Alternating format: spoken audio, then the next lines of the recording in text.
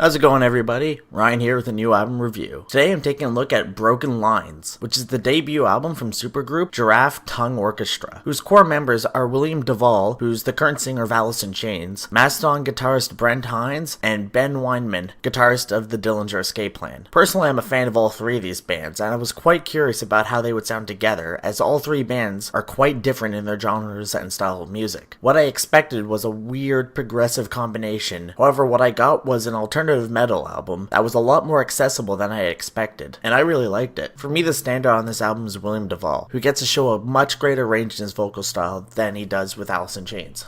The album opens with Adapt or Die, which is one of the heaviest songs on the album. You really do hear the combination of Mastodon and Dillinger Escape Plan. Duvall is extremely good on this track, especially on the strong chorus. It also has a killer twin guitar solo with Hines and Weinman trading licks. It's probably my favorite track off the album. Next is Crucifixion, which was one of the singles off the album. It's quite complex compared to the rest of the album. You really do hear the Dillinger influence on this track.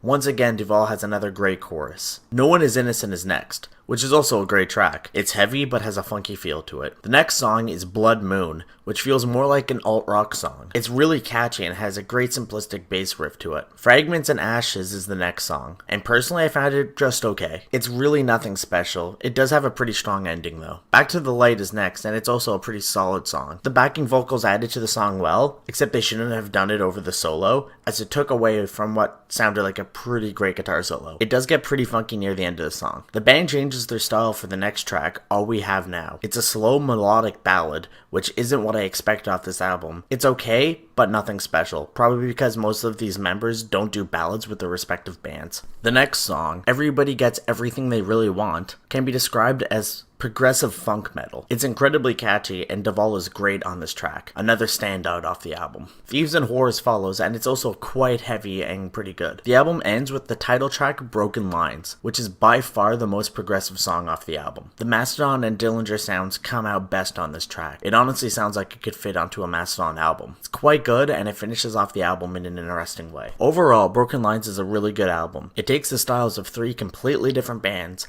and combines them all in a way that works and is also really enjoyable to listen to. My only complaint about the album is that the weakest songs are all together in the middle. Overall, I give Broken Lines an 8 out of 10. Now, if you've seen any of the reviews on this channel before, you probably noticed that this one doesn't have any music in it. That's because our previous review for the newest Meatloaf album was taken down for copyright infringement for having music in it, even though none of our videos are actually monetized and we're not making any money off of this. I do plan on uploading that video later without any music in it, just so I have all my reviews there. However, for future reviews, I'm probably not going to have any music in it, as I don't want any more copyright strikes against our channel. Now, if you do want more reviews quite like this one, then please feel free to like this video and subscribe to our channel.